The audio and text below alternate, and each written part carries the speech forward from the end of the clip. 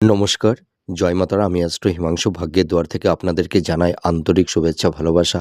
আজ আমি যে প্রেডিকশনটি করতে চলেছি, জাতকেরা হলে ডান হাতটিকে দেখুন আর জাতিকারা হলে বাঁ হাতটিকে দেখুন।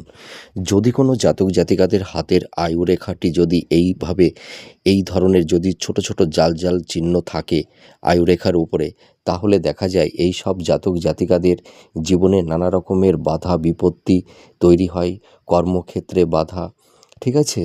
তাছাড়া জীবনে মানে কোনো ধারাবাহিকতা থাকে না, আপস অ্যান্ড ডাউনের মধ্যে দিয়ে এই সব জাতক জাতিকাদের চলতে হয়।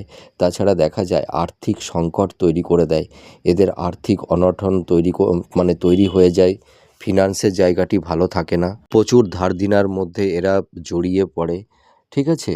এবং এদের মনের উপরে একটা মানসিক একটা মানে মানে স্ট্রেস, একটা মানসিক চাপ, একটা এনজাইটি, হাইপোটেনশন, ঠিক আছে? এইগুলো কিন্তু তৈরি হয়। মনের মধ্যে কোনো শান্তি থাকে না এবং এদের মধ্যে কোনো কনফিডেন্স লেভেল, আত্মবিশ্বাসটা সেরকম থাকে না এবং এদের হেলথ পারপাসে নানা রকমের সমস্যা তৈরি করে দেয়।